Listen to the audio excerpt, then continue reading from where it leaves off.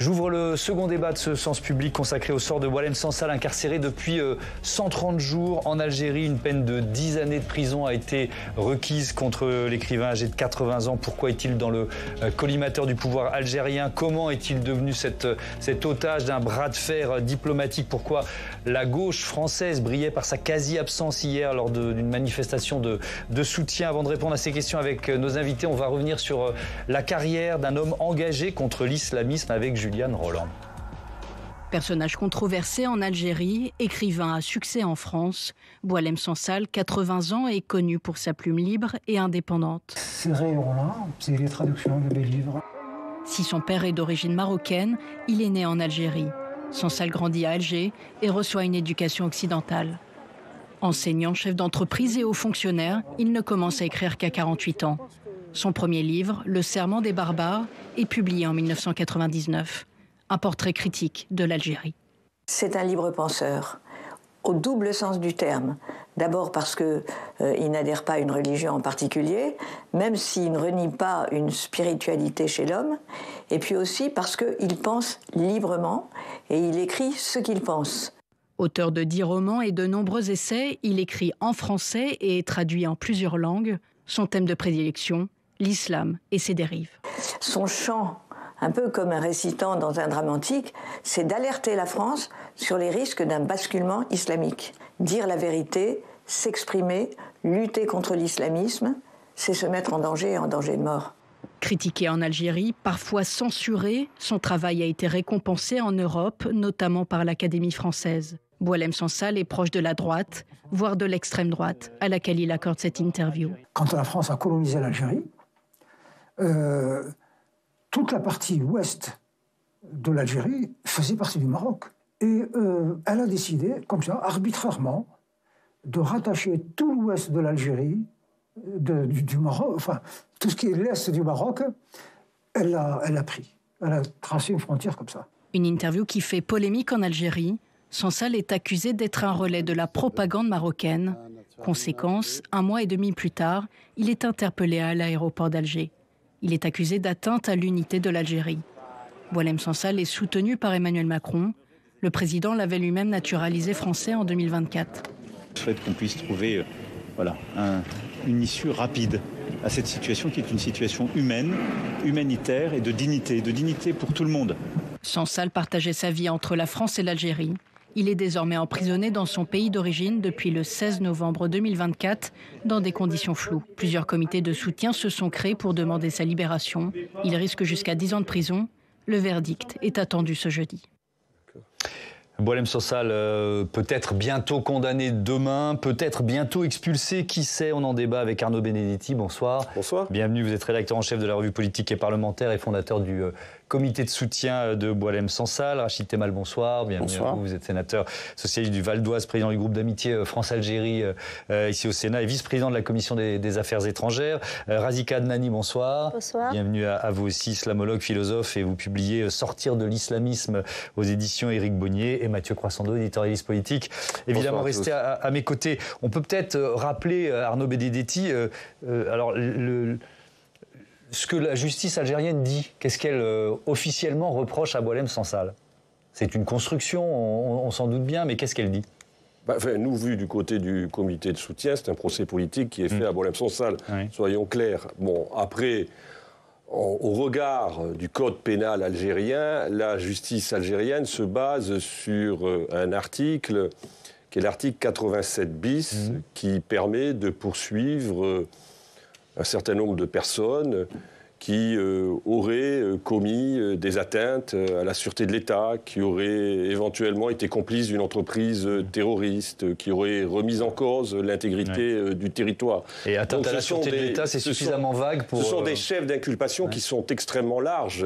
Et d'ailleurs, dont Boualem Sansal n'est pas le seul aujourd'hui, il faut le rappeler, à subir, j'allais dire, les foudres. Il y a un jeune caricaturiste algérien qui était d'ailleurs présent hier lors de la manifestation que nous avons organisée devant l'Assemblée nationale, Gilles Haïnouch, qui a pris 10 ans pour offense au chef de l'État, mais à qui on a rajouté 20 ans par contumace en se basant sur ce même article 87 bis. Donc, si vous voulez, c'est un article qui, en effet, permet de poursuivre un certain nombre de personnes dès que le pouvoir algérien considère que ces personnes, éventuellement, sont trop critiques, voire remettent en cause, d'une certaine manière, la doxa du pouvoir. Ouais. 130 jours de détention aujourd'hui pour Boualem Sansal, Rachid Temal.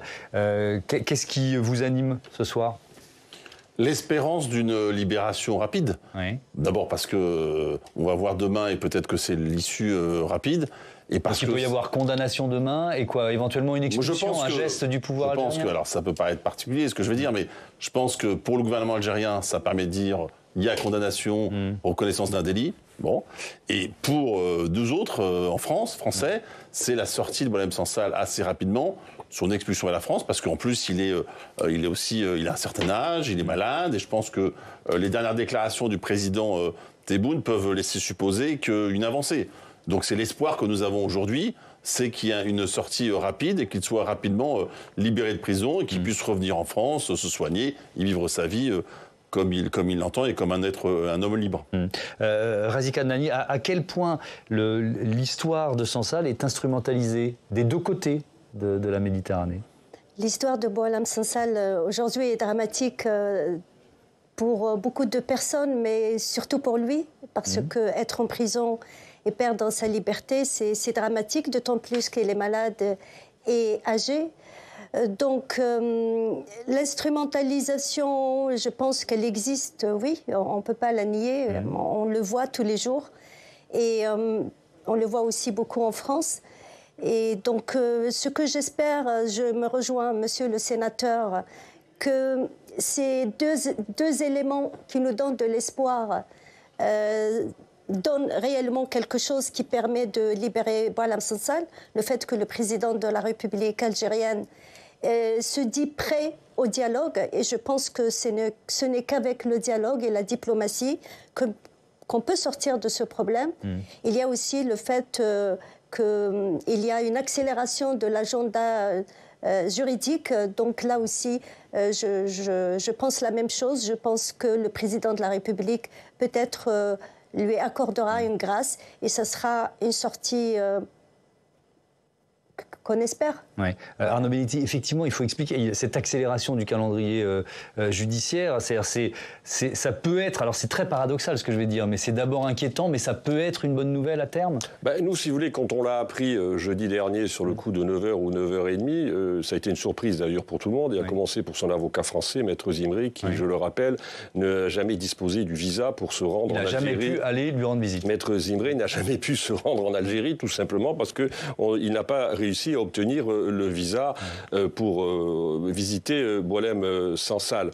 Non, nous, quand on l'a appris, si vous voulez, au-delà de l'effet de surprise, donc la première lecture... L'annonce du procès, du réquisitoire, l'annonce du procès que tout le monde a découvert, ça a été une surprise, et c'est vrai que la première lecture... En fait, il y a deux lectures. La première lecture, c'est la lecture que vous venez de faire, c'est une lecture positive, optimiste, et c'est évidemment la première lecture que nous avons, nous aussi, pu faire, c'est-à-dire on s'est dit, cette accélération, malgré tout, c'est une bonne nouvelle, et ça ouvre peut-être la voie à une grâce, notamment dans le cadre peut-être de la sortie du Ramadan, voire plus tard. Enfin, en tout cas, c'est des hypothèses. Après, vous savez, nous, je veux dire, depuis maintenant 4 mois, on a appris à être extrêmement prudent, et extrêmement vigilant, et extrêmement réservé. Parce que, je rappelle un petit épisode, au mois de décembre dernier, le pouvoir algérien annonce amnistier un certain nombre de prisonniers. Et pendant quelques heures, on a pensé qu'un certain nombre de prisonniers dont le dossier était en cours d'instruction, 8 très exactement, parmi ces 8 prisonniers, on nous avait laissé entendre pouvait se trouver Boualem Sansal. La réalité, c'est que Boualem Sansal n'a pas été amnistié à ce moment-là. Donc c'est pour ça qu'on reste prudent, parce que l'autre hypothèse, et qui est l'hypothèse plus pessimiste, à laquelle je ne veux pas croire, mais qu'il faut quand même aussi évoquer, c'est l'idée que, je veux dire, on lui colle 8 ans, voire 10 ans, et que malgré tout, dans la difficulté, la conflictualité des rapports entre la France et l'Algérie, Boualem Sansal reste encore une monnaie d'échange pour les Algériens et pour le pouvoir algérien. Donc il ne faut pas non plus totalement écarter cette hypothèse, d'autant plus qu'on a vu parfois des décisions annoncées et infirmées 24 heures plus tard, ce qui peut arriver, pas seulement d'ailleurs en Algérie, et parfois en France aussi. On sait à quelle heure demain la décision Alors en principe, nous, les derniers éléments que j'ai, mais ça reste encore à consolider, on m'annonce un verdict sur le coup de 9h du matin. Et à la différence, si vous voulez, du procès qui s'est tenu la semaine dernière, la presse, cette fois-ci, est conviée.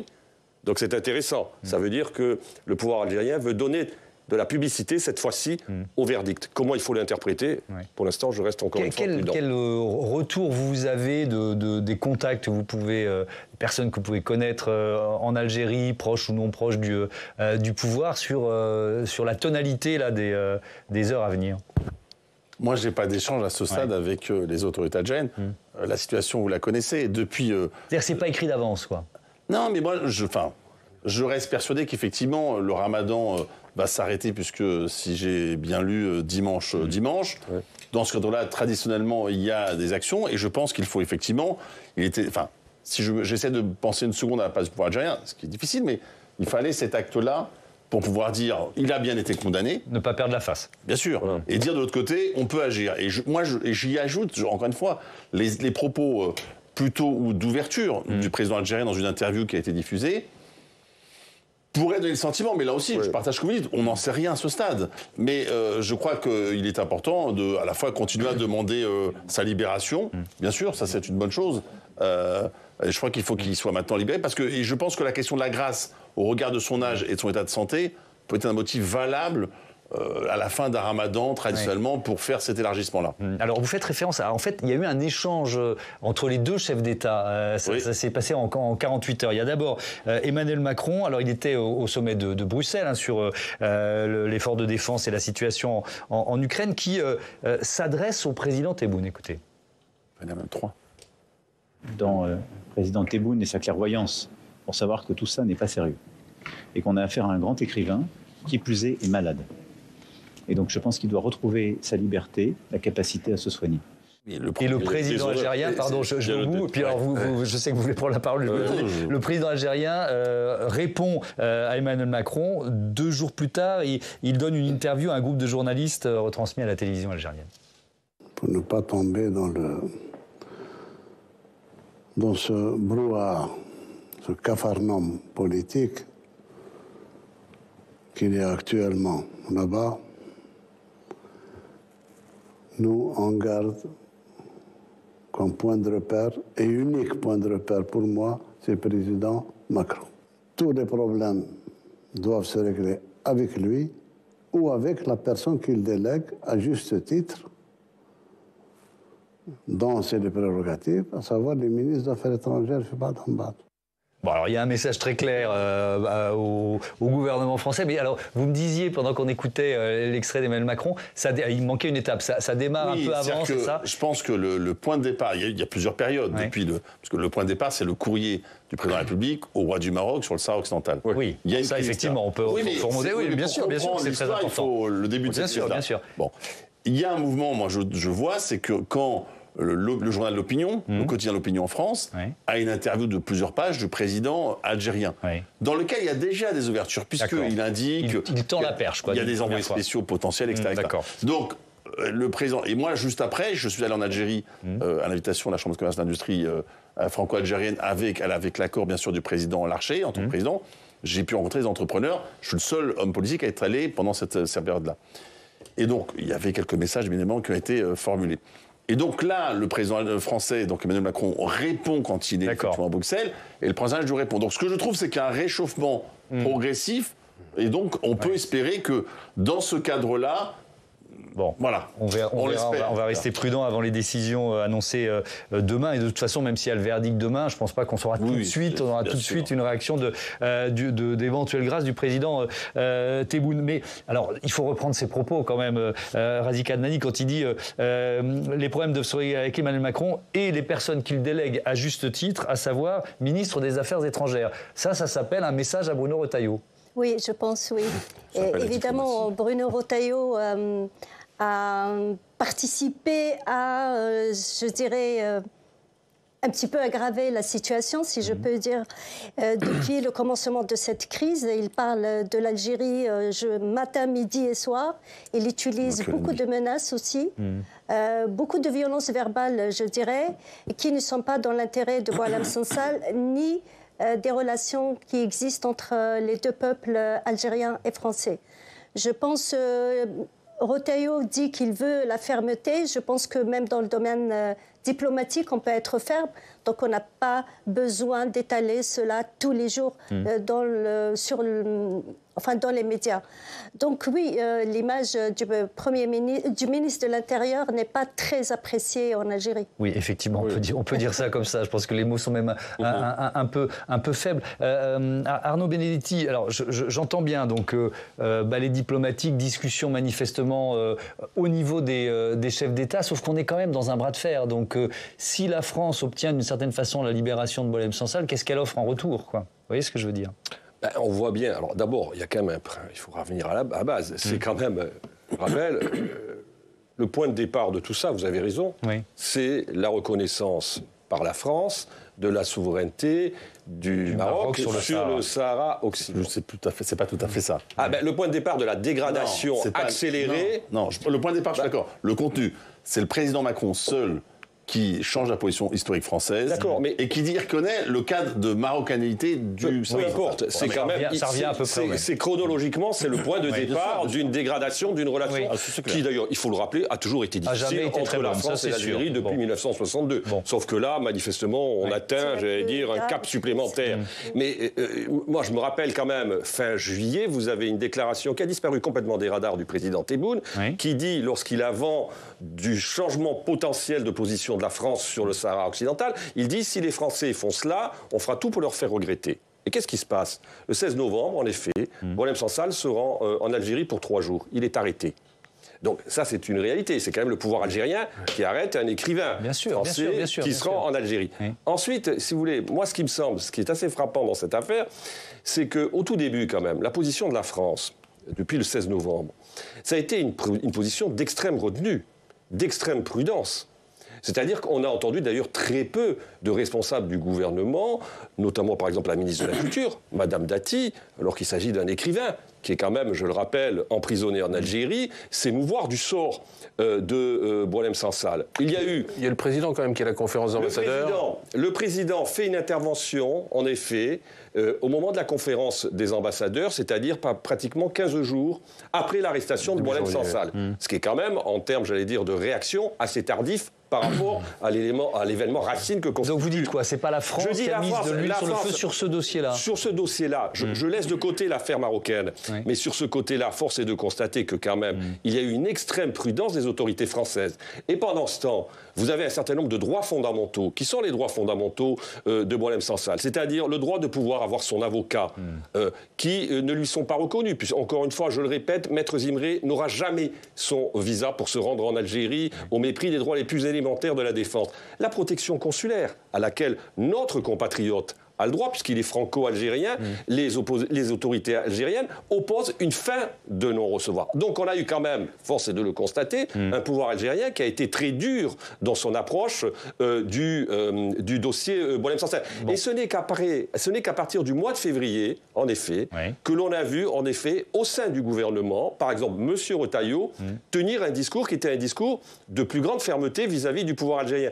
Donc il y a eu quand même 2 mois de latence, où encore une fois, la France a essayé d'envoyer des signaux aux Algériens, au régime algérien, en leur disant nous, on ne fera rien pour mettre de l'huile sur le feu. D'accord. Et alors, je repose la même question, Rachid Temal, sur est-ce qu'il y a un donnant-donnant, quoi ? C'est-à-dire que je ne sais pas, je ne préjuge pas d'une grâce éventuelle de Boualem Sansal, mais bon, voilà, si on est dans un bras de fer diplomatique, et voilà, que peut offrir la France en retour ?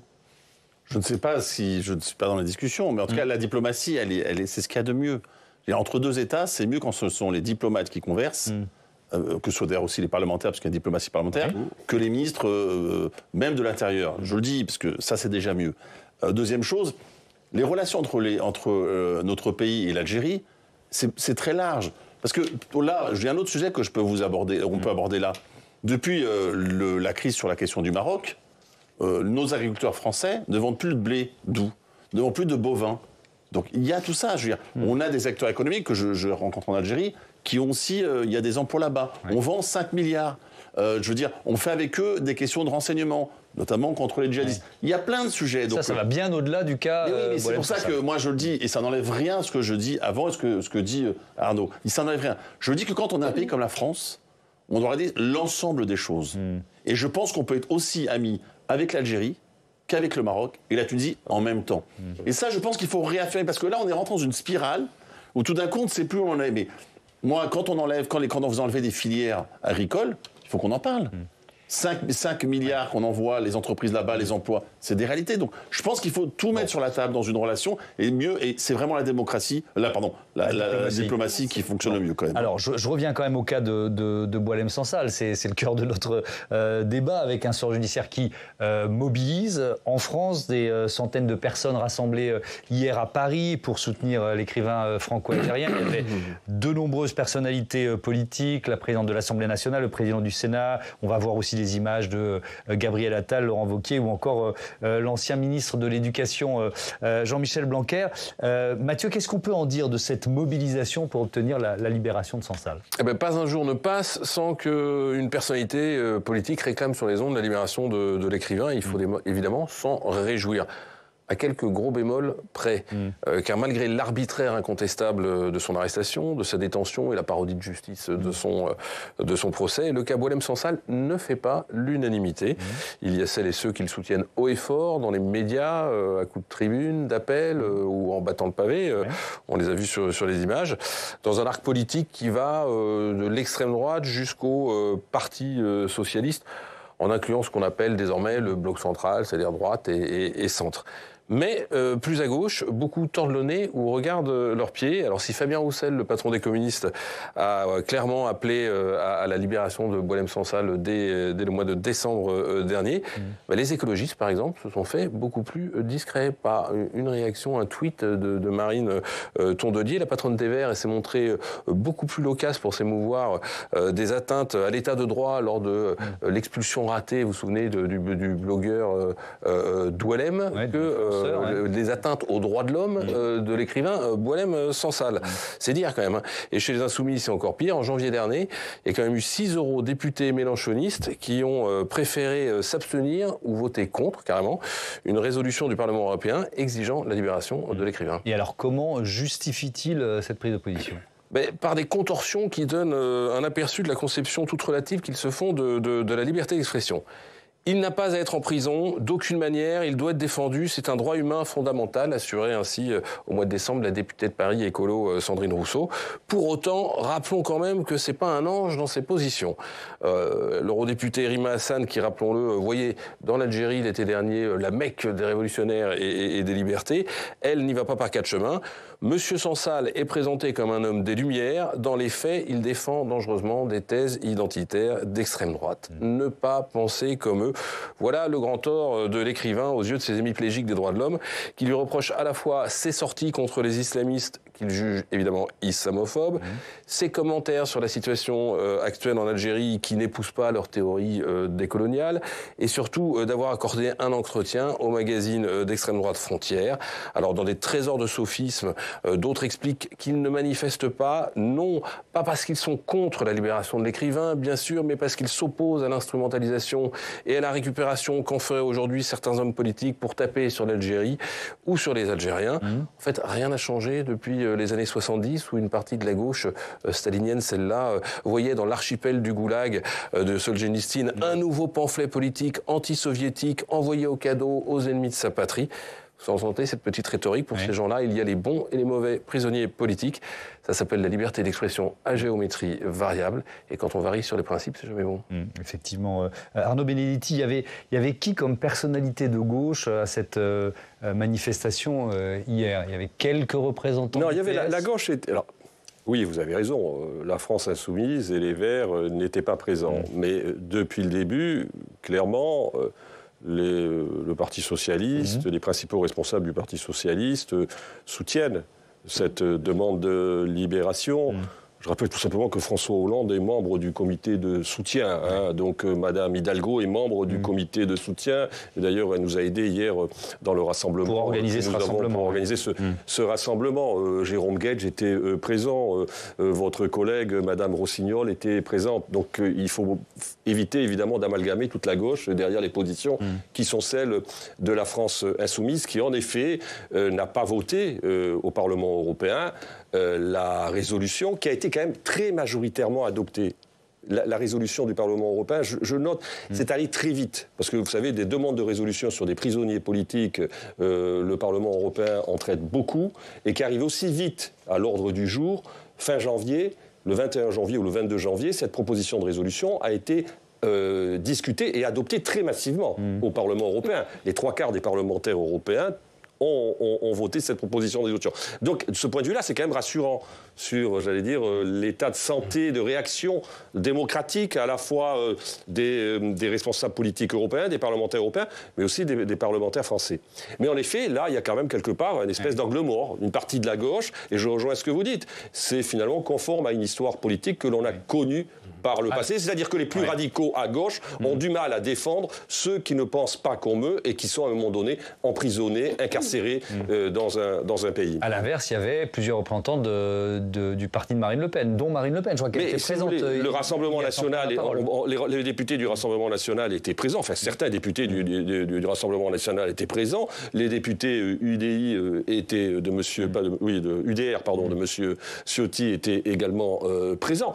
Mais si vous voulez, nous, je veux dire, à partir du moment où on fait un rassemblement à côté de l'Assemblée nationale, c'est bien évidemment pour que les parlementaires se mobilisent. Est-ce que c'est impossible de manifester à côté de Marine Le Pen pour une cause comme celle-là ? Non, là, moi, c'est la question qu'on s'est posée sur la grande marche qu'on a eue contre l'antisémitisme. La question qui nous est posée, que moi je me pose à chaque fois, c'est est-ce que mes valeurs, je me bats pour mes valeurs. Donc à partir du moment où je vous ai cité la marche contre l'antisémitisme, ou là, la libération de Boualem Sansal, c'est-à-dire la liberté d'expression, etc., il n'y a pas de sujet. Et jamais on me fera croire que parce que je suis là, je serai l'équivalent des gens qui sont les ennemis de la liberté et de la démocratie. Et donc ça, c'est un point de rupture avec la France insoumise, par exemple, alors sur ce dossier-là. Quand vous connaissez, pour ceux qui me connaissent, savent que j'ai jamais été, moi, partisan de cela. Mais la France insoumise fait un choix d'essentialisation. Et quelqu'un qui, comme moi, a mon prénom, a mon parcours de vie, mon lieu de naissance et de résidence, ils essaient de renvoyer à la société française un sujet, de m'essentialiser. Donc je ne serai jamais sur cette ligne-là. Moi, je crois en valeur de la démocratie, en l'universalisme, en la laïcité, notre République, etc. Et je crois que c'est ça qu'il faut rappeler. Donc moi, j'ai des valeurs socialistes.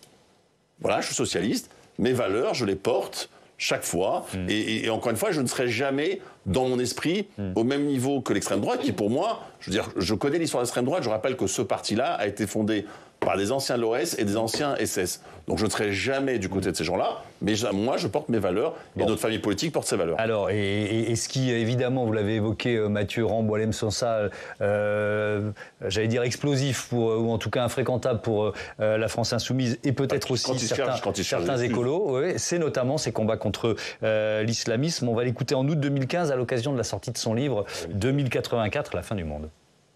En Occident, on voit que déjà la présence physique de l'islamisme est là. Il y a une vingtaine d'années, des filles en voile, c'était inimaginable. On voyait ça faisait l'événement. C'est banal, c'est courant. Les barbus, c'est courant. Le commerce halal, c'est courant.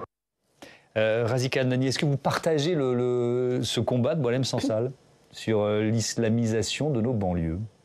Tout d'abord, j'aimerais revenir sur Boualem Sansal et son combat contre l'islamisme et sa critique du gouvernement ou de la politique en Algérie. Ce n'est pas du tout nouveau. Je veux dire, il a commencé très tôt, déjà dès 1999, avec la sortie de son roman, son premier roman. Il était déjà connu par ses positions politiques et contre la montée de l'islamisme. Malgré cela, il vivait en Algérie et il n'était pas arrêté pour autant. Donc pour dire que cette fois-ci, l'arrestation de Boualem Sansal a une autre cause. Cette cause, ce sont ses propos sur le site de Frontières. Donc, interview donnée à un site d'extrême droite. Oui, où il a tenu certains propos. Quels propos on pourrait justifier ou en tout cas ont déclenché cette action du gouvernement algérien? On en a parlé tout à l'heure. Donc il y a des propos qui ont déclenché cette arrestation, mais il y a aussi le fait que pour beaucoup d'Algériens qui ont commencé dès le départ à le soutenir, on a vu un recul de la part des Algériens. Et cela est dû justement à ces propos-là. Quand ils ont entendu ces propos qui concernent l'histoire de l'Algérie... Sur la souveraineté sur le Sahara? Sur l'histoire de l'Algérie en particulier. Le fait de dire que l'Algérie est un petit truc sans histoire, ça a touché beaucoup les Algériens. Évidemment, en France, à un certain moment, le fait de le dire, ça a déclenché des ripostes au niveau des réseaux sociaux, etc. On se rappelle très bien de Benjamin Stora, ce qu'il a eu comme critique à cause de ce qu'il a dit sur ce sujet. Et surtout qu'en France, dès le lendemain de l'arrestation de Boualem Sansal, le mot a été donné, pas de oui, mais. Pas de oui, mais, c'est-à-dire il faut défendre, et en effet, il faut défendre Boualem Sansal. Mais les Algériens aussi avaient le droit de dire sur quoi ils n'étaient pas d'accord. Au moins sur le plan... Ça ne justifiait pas son arrestation. Ah bah oui, heureusement.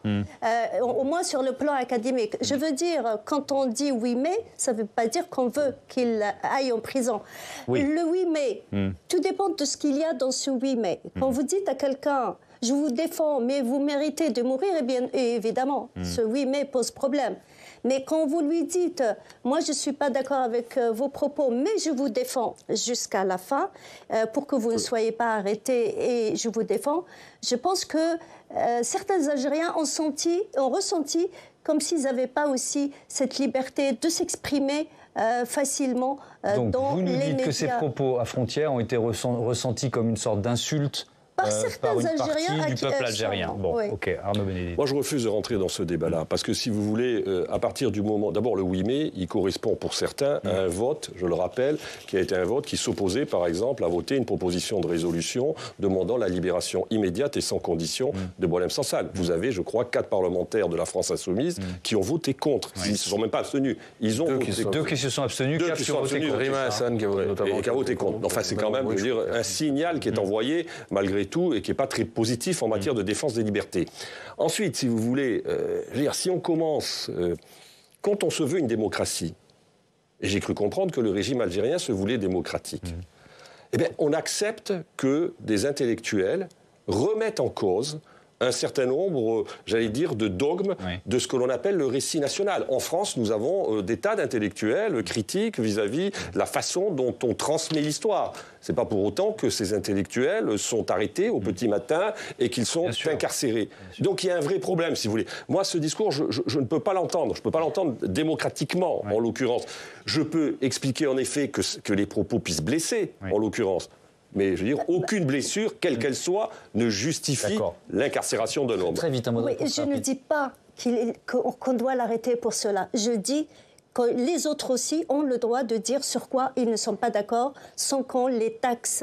Oui, et évidemment, il n'y a pas de oui, mais ça a été donné bien avant, dès les premiers jours. Alors, juste pour expliquer la réaction de certains Algériens. D'accord. Ce dossier Sansal, évidemment, on a commencé à l'évoquer. Hein, c'est pas le seul à empoisonner les relations franco-algériennes. On va voir ça tout de suite avec Quentin Calmet. Et on va s'intéresser au sort des influenceurs d'Algériens. Bonsoir Quentin, bienvenue. Bonsoir Thomas. 8 d'entre eux interpellés ou perquisitionnés par les autorités françaises. C'est ça, depuis le début de l'année. On a beaucoup parlé du cas de l'influenceur Doualem, de son vrai nom Doualem Naman, 138 000 abonnés sur son réseau social TikTok. Il est arrivé illégalement en France à l'âge de 23 ans, a été condamné à 6 reprises pour les affaires de trafic de stupéfiants.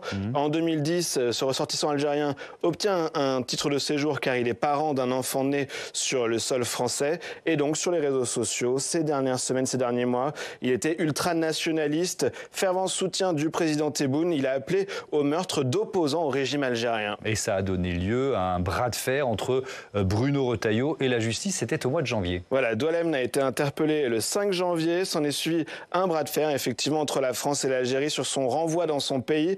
9 janvier, Bruno Retailleau décide de prendre directement un arrêté d'expulsion. Il est alors mis dans un avion pour l'Algérie, mais le pays refuse de le reprendre et le renvoie en France dans la soirée.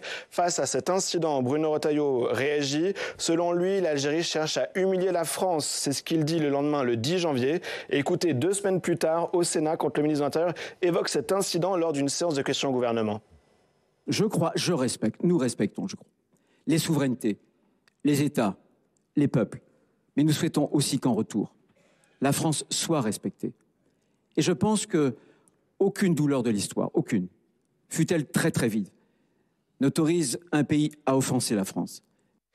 Et donc après toute une série d'allers-retours entre police et justice, plusieurs camouflets aussi judiciaires pour Bruno Retailleau. L'influenceur a de nouveau été interpellé, c'était jeudi dernier, Thomas. En attendant une prochaine expulsion, on verra quelle est la suite de ce nouvel essai d'éloignement de la part des autorités françaises. Et alors il n'est pas seul, il y a d'autres influenceurs qui sont pointés du doigt depuis le mois de janvier. Exactement, au-delà de ce cas, 3 autres influenceurs ont été arrêtés et présentés à la justice ces derniers mois. Exemple avec Zazou Youssef, 400 000 followers avant d'être banni de l'application TikTok. Et le soir du Nouvel An, il avait dit « On va vous faire comme dans les années 90, on va tirer sur vous. Vous voulez sortir le 1er janvier, tirez sur eux. Il faut faire parler la poudre. Président Tebboune, tirez sur eux. Ils veulent le chaos. » Il a été arrêté le 3 janvier, jugé le 24 février. Il a été condamné à 18 mois ferme, assorti d'une interdiction de territoire français pendant 10 ans pour avoir appelé à perpétrer des attentats en France et des violences en Algérie. On attend le jugement pour les 2 autres influenceurs, Sophia Ben Lehman et Imad Tintin, c'est son pseudo. D'autres personnes sur les réseaux sociaux ont vu leur compte simplement suspendu depuis le début de l'année. Merci beaucoup. Quentin, Rachid Temal, votre avis sur ces influenceurs sous influence? Je pense qu'il faut que la loi soit appliquée. Je veux dire, parce qu'il y a 2 sujets. Il y a le premier, je rappelle que c'est parce que la procédure n'était pas la bonne. Oui. C'est la justice française qui a pris la décision. C'est pas l'Algérie, c'est la procédure française. Moi, c'est très simple. Il y a une loi en France. Dès lors qu'on ne respecte pas la loi, il faut que les plaintes soient déposées et que la justice soit rendue. C'est assez simple. Oui. Donc moi, là-dessus, je pense que c'est pas... on en fait toute une histoire. Je pense qu'il faut juste appliquer la loi. La loi est prévue pour ça. Il y a atteinte, il y a appel au meurtre. Et on applique la loi. Et d'ailleurs, votre collègue l'a dit, il y a des sanctions, la personne va être en prison, va ensuite avoir une mesure d'éloignement. Moi, ça me va très bien. Oui, mais vous parliez du jeu de la diplomatie. Est-ce que d'une certaine façon... Alors effectivement, il faut faire respecter la loi et les propos qui sont tenus sur les réseaux sociaux sont insupportables. Mais est-ce que... Appel au meurtre, je suis d'accord avec vous. Mais est-ce que Bruno Retailleau tombe pas dans un piège tendu par le régime algérien d'une certaine façon? Bruno Retailleau ferait bien de parler à quelqu'un qui est à côté de lui, au gouvernement, qui s'appelle Gérald Darmanin. Qui occupait les fonctions précédemment, qui avait des bails, souvenez-vous, sur les visas, je bloque et tout. Oui. Et puis Gérald Darmanin est allé en Algérie, au Maroc, en Tunisie. Et ensuite, ça s'est arrangé. Donc je ne sais pas ce qu'ils se sont dit, mais je crois que, vous voyez, la diplomatie, parfois, il faut fonctionner. Donc là aussi, il ne faut pas tout mélanger. Je le dis, dès lors qu'il y a des atteintes au droit, la loi doit passer.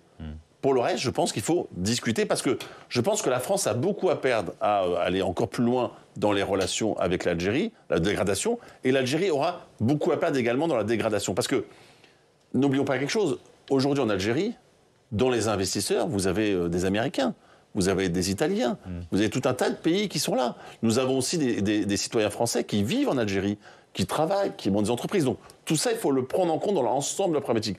Donc ce que je dis par là, c'est pas il faut s'abaisser ou je ne sais quoi. Tout État a, et c'est sa souveraineté. Mais je crois que la diplomatie, ça marche mieux. La loi, quand il faut prendre la loi, sur les influenceurs, et la diplomatie, pour tout le reste, je pense que ça marche beaucoup mieux. Razida Nani, vous dites que sur la question des OQTF, des obligations de quitter le territoire français, vous parlez d'un problème moral profond. Lequel ? C'est mon propre questionnement sur le problème des OQTF. Mais il y a autre chose que je pourrais dire aussi sur le problème des OQTF. J'essaie de dire ce que disent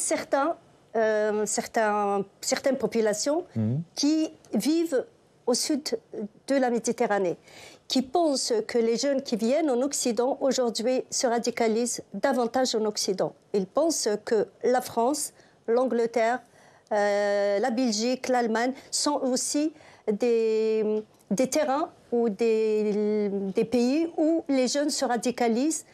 Et beaucoup pensent, c'est ce que j'ai pu constater dans les échanges des Algériens, qui pensent que ces jeunes qui se radicalisent aussi en Occident, peut-être ils sont venus juste pour trouver une meilleure vie, ils sont rapidement... comment dirais-je, accueillis par les islamistes qui sont très actifs en Occident, ils se radicalisent et se posent aussi la question, est-ce qu'on peut facilement les renvoyer une fois radicalisés? C'est le droit des pays en question de les renvoyer dans leur pays d'origine. Je répète ce que pense, ce qui se dit, pour écouter aussi ce qui se dit ailleurs. Mais c'est quoi ce problème moral profond? C'est le fait que les pays riches choisissent les personnes d'origine immigrée qui veulent garder, c'est ça? Mais même tous les pays. L'Algérie elle-même décide qui rentre. Non, mais parce que j'ai... Tous les pays font ça. Non, je dis pas que non. Ce que je dis par rapport aux Algériens qui pensent que ces jeunes se radicalisent en Occident, on le voit, on l'entend en Tunisie, on l'entend en Algérie, on l'entend même en Égypte. C'est un discours... Mais pardon, parce que là, je pense que moi j'ai lu ce que vous aviez écrit. Vous disiez le fait que des pays puissent finalement choisir leurs immigrés, ceux qui renvoient parce qu'ils ont été délinquants ou ils sont dangereux, ou alors ceux qui gardent les médecins, les chercheurs, etc., ça pose un problème moral. Ceci, c'est mon propre questionnement. Je me suis toujours posé la question de l'immigration. Je trouve que la question de l'immigration en Occident, en France en particulier, est un grand problème. Mais je pense aussi que c'est un fléau dans les pays où les jeunes partent. Comme par exemple en Algérie. Moi, j'ai vécu longtemps en Algérie. J'ai vu comment ces jeunes attendent juste le départ. Quand est-ce qu'ils vont partir en Occident? C'est pas de la faute de l'Occident. C'est un peu ce qu'on a l'impression, ce qu'on entend dans vos propos. S'ils veulent partir, c'est qu'ils ne sont pas bien. Il y a les deux. Et là, depuis la nuit des temps, depuis que le monde est le monde, les migrations, elles existent à fond. J'ai pas dit que l'immigration ne fait pas partie de l'histoire de l'humanité. L'immigration fait partie de l'histoire de l'humanité et les êtres humains ont toujours cherché une vie meilleure ailleurs. Bon. Mais je regarde les conséquences de cette immigration non contrôlée sur ces pays. Et évidemment, je me pose la question moi-même sur est-ce qu'on a le droit de garder les meilleurs et renvoyer les autres? Je pose la question. Pardon, mais quand il s'agit de délinquants, je pense que c'est pas absurde qu'on puisse se dire on va les renvoyer, quoi. En tout cas, moi, je pose la question de l'avenir de ces pays. Ok. Dernier mot, on revient au cas de Boualem Sansal, Arnaud Benedetti. Il y a quand même, on a vu l'interview à Frontières, etc. Il assume le fait d'être potentiellement récupéré par l'extrême droite. Il s'en moque. Vous savez, moi, Boualem Sansal, c'est quelqu'un que je connais bien depuis plusieurs années. Il est membre de la revue politique et parlementaire. Oui. Première question d'abord qu'on s'est posée, c'est de savoir pourquoi il retournait en Algérie. Oui. Combien de fois on lui a posé la question? Je veux dire, on lui a dit, compte tenu des positions que tu prends, qui sont des positions d'extrême critique vis-à-vis du pouvoir algérien et de ce que l'on connaît du pouvoir algérien, tu devrais faire attention. Vous savez ce qu'il nous répondait à chaque fois? Il me disait, de toute façon, le pouvoir algérien est totalement indifférent à ce que je peux raconter, il me méprise totalement, il me prend pour un vieux fou. Ils me prennent pour un vieux fou. C'était la perception qu'il avait. Et il n'avait pas mesuré vraisemblablement l'évolution et la dégradation de la relation franco-marocaine. Après, c'était quelqu'un qui parlait à tout le monde. Il parlait à tout le monde, Boualem Sansal. C'est quelqu'un qui, je veux dire, pouvait parler en effet avec un média d'extrême droite, il pouvait parler avec des gens de gauche. C'est quelqu'un qui n'avait strictement aucun sectarisme. C'est sa façon d'être et sa façon de penser. Merci beaucoup, merci à tous d'avoir participé à ce débat. Je vais rappeler le titre de votre livre, Sortir de l'islamisme. Razi Kanani, c'est aux éditions Éric Bonnier. À bientôt sur notre antenne. Je vous dis à demain pour un nouveau numéro de Sens Public, 18h et 22h. Vous pouvez retrouver nos débats sur la plateforme publicsénat.fr, nous réécouter en podcast et puis noter que c'est l'eurodéputé LR Les Républicains François-Xavier Bellamy qui sera l'invité de la matinale demain face à Oriane Mancini à 8h.